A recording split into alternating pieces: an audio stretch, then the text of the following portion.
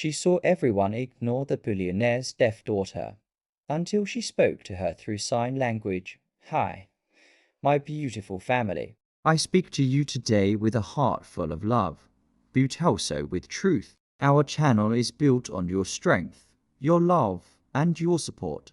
Every story I write is written with tears, with passion, and with prayer for each one of you. But my family, I see the channel going down because many forget to like, many forget to comment. It hurts me because it feels like my hard work is left unseen. I ask you today, not just as a creator, but as your brother who truly loves you. Please, whenever you watch, give your love back. A simple like, a simple comment keeps this family alive, keeps our light shining, and gives me the power to bring you more and more beautiful stories. May God bless every woman in this family with honor, with dignity, and with unshakable strength. May every man be blessed with wisdom and respect. May our children rise higher than mountains, and may every home be filled with endless love and peace. Amen. If your heart is true, write present. If your love is real, write in the comment where you're watching from. Imagine being the daughter of one of the richest men in the city, and still being treated like you're invisible. That was Lily's reality.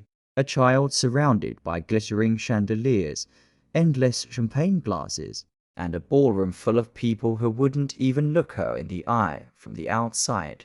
Her father's world looked untouchable. Wealth, power, status. Every guest at his gala wanted a piece of it. But behind all that shine, there was rot. Hypocrisy dressed in silk gowns and tailored suits. They didn't just ignore Lily because she was young. They raised her because she was deaf. And to them, difference was an inconvenience. I know what you're thinking, surely her own family wouldn't let that happen. But that's the thing, they did. Her nanny scrolled through her phone all night, pretending Lily didn't exist. Her father's friends brushed past her like she was furniture. Even her stepmother, a woman dripping in diamonds, smiled for the cameras, all while making sure Lily stayed tucked neatly out of frame. It wasn't negligence. It was deliberate exclusion, and in the middle of that cold, glittering circus, a single spark, a young server balancing a tray of hors d'oeuvres, already exhausted from weaving through crowds of self-absorbed millionaires. She didn't plan on becoming anyone's hero. But then she saw Lily, sitting alone, signing desperately, her small hands moving in silence, trying, failing, hoping someone would notice. Most people turned their heads. Easier to pretend not to see, but not her. The server stopped. She lowered the tray, knelt down to Lily's level, and responded in sign language. That moment, so small, so ordinary, hit the room like a crack of thunder. Lily's face lit up, a smile brighter than all the chandeliers combined. For the first time that night, she wasn't invisible. She was seen, and you know how these circles work. A simple act of kindness doesn't go unnoticed, it gets whispered about, twisted, dissected. Some called it inappropriate. Others said it was sweet but unprofessional.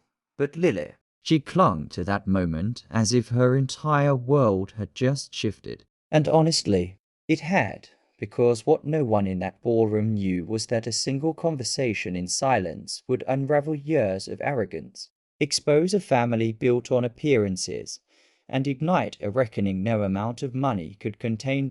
So buckle in. This isn't just a story about a deaf child being ignored. It's about power, cruelty, and the kind of betrayal that festers behind gold-plated gates. But it's also about the one thing money can't buy: genuine connection.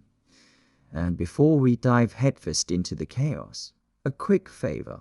If you love stories where kindness shatters arrogance and karma serves itself cold, do me a solid, hit subscribe. These scripts take hours to write, edit, and honestly, to recover from all the second-hand rage. Your support, it means the world. Now, let's begin. The gala was exactly what you'd expect from a billionaire's world: glittering chandeliers, golden candelabras, and a sea of perfectly polished shoes clicking across marble floors. Everywhere I looked, people were smiling, but only at themselves. Conversations floated like smoke, shallow and self-serving. Compliments were exchanged, but only as currency. Small talk about art, investments, charity donations, all designed to impress. None of it sincere. And then there was Lily, sitting at the far end of one of the long banquet tables. She looked like a ghost among the glitter. A little girl in a dress that cost more than most people's rent for a year, quietly fidgeting with her hands. Her father was the host, the man whose name alone opened doors and parted crowds, but that meant nothing here. No one noticed her. No one cared. Guests shifted in their chairs, avoiding eye contact as though acknowledging her presence would be inconvenient. A server brushed past her without so much as a glance. Even her nanny, who should have been tethered to her like a shadow, was glued to her phone, thumb scrolling, completely checked out. I swear, I thought I might be hallucinating. A room this full of people, this much wealth, and a single child could vanish without a ripple. I crouched behind a tray of champagne flutes, pretending to balance them, but really, I was watching, and what I saw, her little hands, moving in silent language that nobody understood, made my chest tighten. She was signing to get someone's attention, desperate, hopeful, and failing. I leaned closer to myself, asking the obvious question: how does a child learn that people's indifference is louder than their words? Her eyes flicked toward each passing adult, scanning, searching. Every time she tried to engage, she was ignored. Sometimes I wanted to yell at them, shake them awake, remind them that a human being was right there. But they wouldn't have listened. None of them ever do. Not until someone decides they matter. And then I noticed her, fully really noticed. My tray felt heavier all of a sudden, though I knew it wasn't the glasses. I could see the loneliness clinging to her like a shadow. Every smile she offered, every hopeful glance, bounced off the walls without a trace. It wasn't just that people were ignoring her, it was that the world had rehearsed how to erase her entirely. I'd been in restaurants before, serving tables full of the oblivious and the entitled. But this was different. There was a subtle cruelty here, practiced and polished.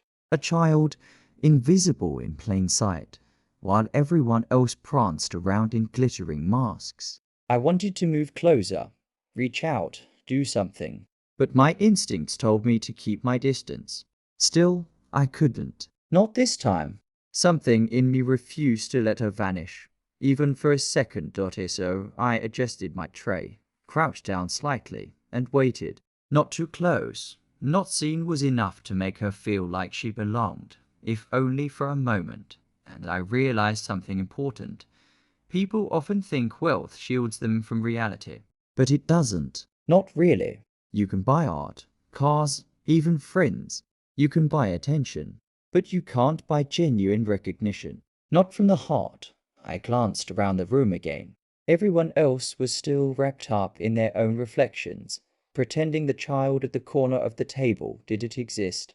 But I wasn't pretending anymore. I was watching, waiting, and deciding I would not look away, because in a room this full of strangers, where nobody noticed, somebody had to. Have you ever been in a room full of people, yet felt completely invisible? I had been hovering at the edge of that gala long enough to memorize the pattern. Champagne sips, fake laughter, polite nods that carried no warmth. And then, out of the corner of my eye, I saw her again, Lily. She was trying, really trying, to get someone's attention. Her little hands moved gracefully, but desperately, signing words that went completely unnoticed. I could feel the weight of her hope with every subtle flick of her fingers. And everyone else, they didn't even blink. Not a single guest paused. Not a single adult bothered to interpret her, or even acknowledge her existence. I remember the moment clearly. I could have kept walking, disappeared into the crowd, pretended this wasn't my business. And yet, something inside me tightened. That quiet, overlooked girl deserved someone to see her. Really see her. So I stopped, put down my tray, crouched slightly, close enough that I wouldn't intimidate her. And then I responded, in sign language. Her head turned slowly at first, eyes wide, scanning, unsure if this was real. And then she smiled, truly smiled, the kind of smile that's so rare. It makes your chest ache. That smile lit up her entire face, chased away shadows that wealth and privilege had tried to cast. For the first time all evening, Lily wasn't invisible. She was alive, of course. People noticed. A few whispered behind their champagne glasses. One woman scoffed. "Is that allowed?" Another muttered, "How unprofessional," and I swear, someone actually rolled their eyes. But I didn't care. None of it mattered. What mattered was her smile. And then I saw him, her father, the billionaire, standing a few feet away, sharp suit, sharper expression. He was watching us. I could see the conflict flicker across his face, pride, guilt, hesitation, something heavier I couldn't name. He didn't move. He didn't intervene. But he didn't walk away either. I wondered why. Why would a man with everything hesitate to support his own child being understood? Was it shame? Fear of what others would think? Or had he simply become blind to her, the way everyone else had? Lily's small hands kept moving. She signed a question, one she hoped someone could answer. And I answered, slow, clear, patient. Each word, each gesture, carried warmth, and her face lit up more, as if each sign I returned was a little spark of hope she'd been starved of all her life. There was a tension in that room I couldn't ignore. Guests murmured, some glancing at the billionaire, some at the girl. The contrast was stark. A child beaming with life, surrounded by adults frozen in social masks. The more I interacted with her, the more the whispers grew, like tiny cracks forming in a marble facade. And through it all, Lily's eyes never left mine. She laughed softly, a soundless laugh that seemed to vibrate with relief. That was the moment I realized. Sometimes, the smallest gesture carries more power than gold, than influence, than every smirk and whisper in the room combined. I felt a pulse of purpose then, sharper and steadier than anything I'd felt in years. This wasn't just kindness. This was resistance. And resistance, I knew, rarely goes unnoticed. If you saw a child being ignored at a party, would you step in or assume it wasn't your place? And for a brief, electric moment, the gala felt smaller, shrinking. All the pomp, all the self-importance, faded into the background. Lily existed, and in acknowledging her, I think, I finally realized I'd also begun to acknowledge myself after that first connection. Something in the room shifted. Subtle at first, a glance here, a whispered comment there, but unmistakable. Guests started noticing. Not because they cared about Lily, mind you, but because I had dared to care. I caught snippets of conversations as I refilled glasses. She's what? Signing to the girl. Unprofessional. Does he even know? I swear, it's embarrassing for him, his own daughter, and the staff. Like this? I felt the stares before I felt the words. Side eyes sharp enough to cut through glass. Their opinions clung to me like static. And yes, I knew what they were thinking. This server is overstepping. She's crossing invisible lines she can't see. One of the other staff, a man who had been working these events longer than I had, sidled up and murmured under his breath, "You don't want to cross these people. They're not forgiving, and their money. It changes everything. Just be careful." I let him finish. I nodded, but I didn't regret it. Not for a second. Lily, meanwhile, refused to let me go. She reached for my hand, tugged gently when I moved too far away, and signed small questions that I answered slowly, carefully. Her trust was immediate, fierce. I could feel it radiating from her like warmth, and I knew I couldn't just walk away. Not when she needed to be seen. I glanced at the billionaire again. He was quiet now, lips pressed thin, eyes flicking between Lily and the crowd.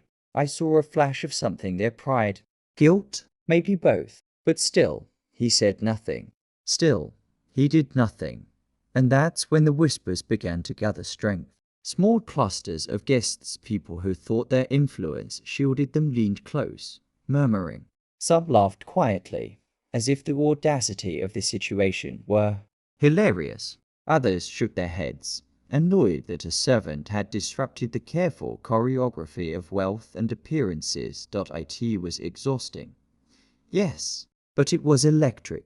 The energy of tension, of injustice, made the air pulse. Lily's laughter soft, wordless, joyous, cut through it all like a bell. She had never laughed like that in front of all these people. She had never been seen like that before. And now she refused to be ignored. I could feel it.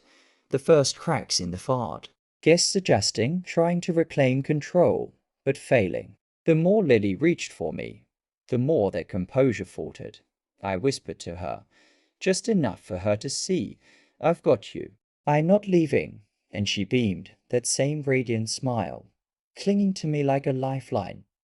The night stretched on, but nothing looked the same. The glitter felt dimmer, the laughter hollower. Somewhere beneath the polished surface, the lies, the careful, curated image of perfection were starting to show hairline fractures, and I knew, deep down, that what had begun as a simple act of kindness was going to stir more than I could see. The room felt smaller now, more dangerous, more alive. It was a tipping point, quiet but undeniable. That was the night the lies surrounding Lily's family began to unravel. And from where I stood, holding her hand, I realized I wasn't just a server anymore. Not to her, not to anyone paying attention. I was part of the story now. What would you do? Risk your job for a child? Or stay quiet? It wasn't just one night of whispers and side eyes. Not really. That gala, the glitter, the murmurs, the tension, it had peeled back only a thin layer of something much deeper. Something older. I started noticing patterns, a small but deliberate. The way the adults in the room maneuvered around Lily, as if she were furniture. The way her stepmother's smile never reached her eyes. The way she lightly nudged her out of every photograph, every conversation, every carefully curated moment. I asked quietly, to myself mostly, why it was like this. Why would a child, daughter of a billionaire, be treated as though she were a ghost in her own home? And then the truth started to settle in, slow and heavy. Lily's mother had passed away years ago, leaving a hole the family refused to acknowledge. Not grief, not loss, just absence. Her father remarried quickly, introducing a woman who tolerated Lily the way you tolerate a vase you'd rather store in the attic. Decorative, present, but inconvenient. The stepmother's influence was subtle but powerful. She whispered to the staff, suggested small adjustments in how Lily was treated. She made sure guests saw what they wanted to see, a perfect family, flawless, polished, untouchable. And if Lily happened to exist in the background, well, they were to ignore her, pretend she wasn't there. That was the plan. At first, I couldn't believe it. Surely, I thought, a father wouldn't allow this. But watching him during the gala, I realized he was caught in the same pattern. Social pressure, image, fear of judgment.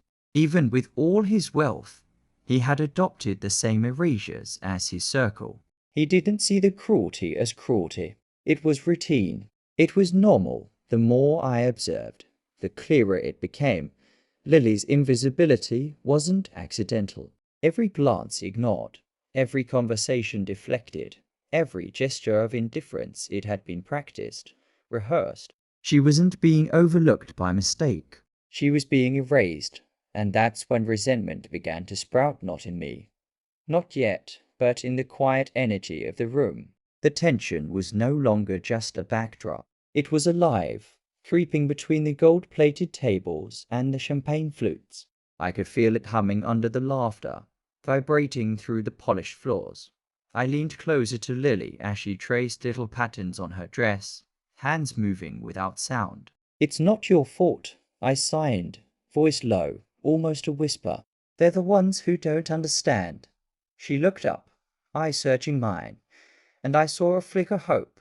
Yes, but also recognition. Recognition that someone had finally noticed. And maybe, just maybe, someone might fight for her. Even if it wasn't her father. I started piecing together the backstory, the subtle manipulations, the way the stepmother redirected attention, the quiet encouragement of exclusion, guests who pretended to care only when it suited them, and above it all, a father who had the power to intervene but chose convenience over courage.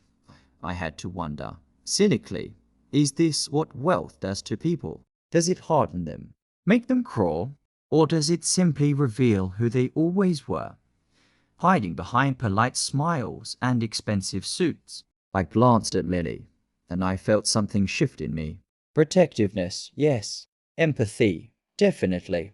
But also a growing certainty. This was bigger than the night, bigger than a single gala.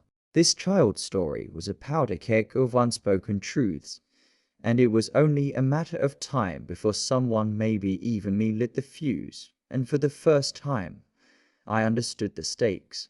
Not just for Lily, not just for me, but for the entire house. Every polished surface, every social smile, every careful gesture of perfection, all of it was brittle. All of it could crack. I leaned back, letting her small hand rest in mine. "You're seen," I signed again, slower this time, deliberately. "I promise." And as I watched her beam, I realized the quietest, smallest acts, the ones that cost almost nothing but carry everything, can plant seeds. Seeds of courage, seeds of rebellion, seeds of change. The room may have been full of strangers, but the air was no longer neutral. Something had shifted. Something dangerous. Something real. Do you think wealth makes people colder or just reveals who they truly are? Word spreads faster than champagne at a gala. By the second day, people were whispering about me, the server who spoke to the deaf girl. Some admired it, a quiet rebellion in a world built on appearances. Others sneered, muttering about overstepping, about the audacity of someone from below daring to break the rules. I noticed the looks, the side eyes when I passed trays, the half smiles that didn't reach eyes. It would have been intimidating if it weren't for Lily. Every time I came back to the mansion for another catering event, she was there, waiting, searching. Her eyes lit up the moment she saw me, and she reached for my hand, refusing to let go. That small grip, so innocent, so firm, was more grounding than anything else in the gilded chaos of that house, and of course, it didn't go unnoticed. One afternoon, as I was adjusting the silverware on a long banquet table, the stepmother approached. Perfect posture, designer heels clicking across the marble. Her smile was thin, controlled, but her eyes were sharp. "Ellie," she said, voice smooth as silk, but carrying a subtle weight, "I hope you understand the importance of boundaries here." I didn't flinch. "Of course," I replied, careful. "I just want to make sure Lily is comfortable." She tilted her head, examining me as if trying to measure my resolve. "Comfort is subjective," she said slowly, each word deliberate. "But do you remember your place?" I smiled politely. Inside, I felt the thrill of defiance bubbling quietly. Place, comfort, these were words she used like tools to keep everyone else small. I wasn't about to let them shrink Lily. Not anymore. The tension in the mansion was palpable. Small cracks, subtle at first, started appearing in their polished facade.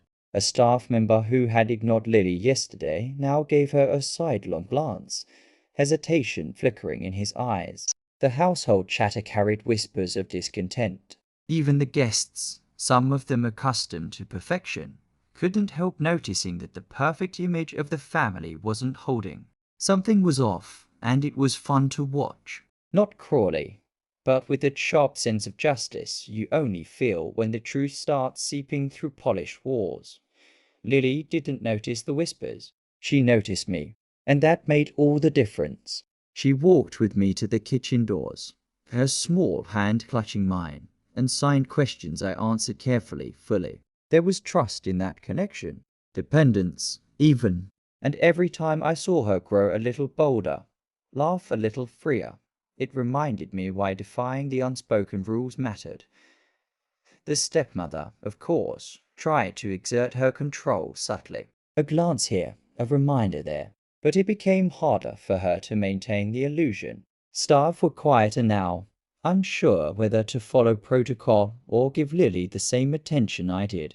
Guests whispered behind champagne glasses, uncertain whether the girl at the corner of the table was an anomaly or a spark that might ignite something larger.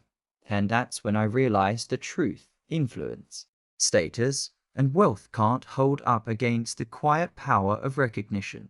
A simple act of noticing or valuing someone who's been erased can destabilize even the most meticulously crafted world. I caught a glimpse of the billionaire himself, watching from across the room.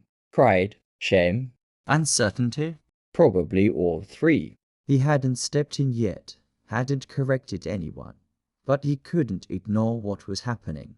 Not entirely. The cracks in the fart were growing too wide. For Lily, this was exhilarating. For me, it was terrifying. One wrong word, one careless misstep, and I could be gone from her life before she knew what had happened. But the thought of stepping back, of abandoning her now, was impossible. Doris always stayed, held her hand, answered her silent questions, smiled when she smiled. And through it all, I felt the mansion shift around us. The perfect image was breaking, and I wasn't done yet. Should the server keep helping Lily, or step back before it gets dangerous? It happened later that night, after the last guests had left and the chandelier's glow had dimmed to a soft halo. The mansion was too quiet for a house that normally hummed with curated perfection, and in that hush, I found myself alone with him, the billionaire, her father, the man whose wealth could bend the world, but hadn't bent a single moment to understand his own daughter. He looked older, somehow smaller without the audience, without the polished masks. His eyes were fixed somewhere in the distance, and I could see the weight pressing down on his shoulders. I don't know how, he began, voice low, almost a whisper. I've never learned sign language, never took the time, and every time I thought about it, I told myself I was too busy. Important things, meetings, deals. The world won't wait for me to learn. I listened, letting the words hang, not excusing him, not condemning him yet, just listening. My greatest shame, he admitted, almost choking on it, is that she's lonely, that she has been, and I didn't even notice enough to fix it. I thought being rich, being powerful, would protect her, but it doesn't. It protects nothing, and there it was.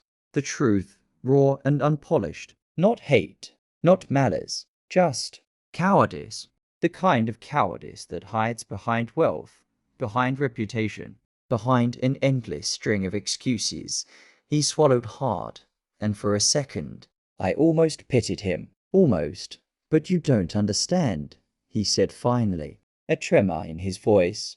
If anyone knew I've ignored her like this, that I couldn't even learn to communicate with my own child, they'd think I'm weak, a fool. People would talk. The world wouldn't forgive me. I realized then, with a sinking weight, that Lily's suffering hadn't been a series of accidents or oversights. It had been shielded, protected even, by the fear of judgment. Not just his fear, but the fear of everyone around him. Wealth didn't just ignore her, it demanded that she remain invisible. I leaned back slightly, keeping my voice calm, careful. Sometimes the cruelest thing, I said slowly, isn't hate, it's indifference. He flinched, like the words had landed heavier than anything else that night. And maybe they had. He looked down at the polished marble floor, quiet now, swallowed by a house full of unspoken truths. I could see the relief in confessing. Yes, but also the fear. The fear that this conversation, this acknowledgement of failure, could never be allowed to leave these walls, and I realized something important. His guilt was real. Yes, but so was his fear. And fear, in this house, had always been louder than love. Always. I glanced at Lily, waiting in the next room, unaware that her father had finally spoken, waiting for the person who would finally see her the way she deserved. And I knew one thing with clarity: wealth can buy everything, but it cannot buy courage. And courage, that is something this family desperately needed. The confession ended there. No apologies, no promises, just a quiet reckoning in the still of the mansion. And outside, the world remained unaware. But inside, the walls had heard the truth. Sometimes the cruelest thing isn't hate, it's indifference. After that night, I realized there was no going back. I couldn't just serve trays and walk away. Not when Lily's small hand reached for mine every time she saw me. Not when her eyes carried that quiet plea: notice me, see me. So I doubled down. Every visit, I taught her new signs, small ones at first. Practical things like water, please, thank you. Then bigger ones, words that carried power. Enough, stop, me. The little victories lit her up from the inside. Confidence bloomed in the space where fear used to linger. It was subtle at first. A flick of her fingers in the kitchen, a quick sign across the dining hall. Guests noticed, sometimes paused, but mostly pretended not to. It was harder to ignore her now. Every act of indifference required effort. Every sidelong glance became a choice they had to consciously make. And Lily, she refused to sit quietly anymore. She refused to be erased. During events, she signed her thoughts to anyone willing to look. Sometimes it was just me, sometimes just the servers. But occasionally, a guest would catch it, see a child who dared to exist on her own terms, and the ripple began. Her laughter grew louder, her gestures sharper, intentional. The more she practiced, the bolder she became. And the more she thrived, the more impossible it was for anyone to pretend she wasn't there. I watched as the mansion shifted around her. Subtle adjustments, small rebellions. A staff member held the door open for her without prompting. A guest tried, hesitantly, to engage, even if awkwardly. The carefully maintained illusion, the one that had kept Lily invisible for years, was starting to crack one afternoon. As we walked past a group of the household's more polished friends, Lily signed a question at me. I answered. Then, without hesitation, she repeated the phrase to them. Their smiles froze. Some shifted uncomfortably. Others laughed nervously. And in that moment, I realized the truth. Recognition, even the smallest act, is louder than wealth, louder than social status, louder than pretense. Lily's rebellion wasn't violent. It wasn't loud. It didn't break things or burn bridges. It simply existed. She existed fully, confidently, unapologetically. And that, in this world of mirrors and fardis, was revolutionary. I think that's when I understood my role, not just as a server, not just as someone who noticed, but as a weapon of kindness. Each gesture, each moment of acknowledgement, each patient correction and shared laugh was armor for her. Tools, power. In a house that tried to erase her, kindness became her shield, her sword, and the world. It noticed, slowly, hesitantly, sometimes with discomfort, sometimes with admiration. But it couldn't turn away forever. There was no more hiding her. There was no more pretending that she didn't belong. I watched her one evening, signing confidently across the room, directing a server with authority, laughing without hesitation. And I thought, this is what power looks like. Not wealth, not fear, not intimidation, but recognition, care, courage. Sometimes the simplest act of recognition is the loudest rebellion. By the end, it wasn't wealth that gave Lily power. It wasn't the grandeur of her father's mansion or the glittering guests who filled it. It was simple. It was human. Someone saw her, really saw her. The server, quiet, observant, and seemingly ordinary, didn't just change Lily's night. She altered her future. Every smile, every small lesson, every patient answer in sign language became a building block. Confidence, courage, and a sense of belonging began to grow in the spaces where doubt and erasure once lived. And a family. Their polished fard cracked. arrogance, and indifference, no matter how deeply entrenched, couldn't withstand the quiet power of recognition. Lily's presence, once ignored, became undeniable. Dignity and compassion had toppled silence. Small rebellions, grounded in kindness, had created a ripple that wealth could not contain. It's funny, isn't it? The people who think power comes from money or titles often forget the simplest truth. To be seen is revolutionary. To be acknowledged is to matter. And in that acknowledgement, lived change.so. If this story left a mark, if it reminded you that even in the smallest acts, courage can flourish, then remember, noticing someone, truly noticing them, can be the loudest act of justice. If you found this story as moving as I did, please hit like, drop a comment, and subscribe. These stories take hours to bring to life, and your support means we can keep sharing moments where justice, kindness, and truth win out.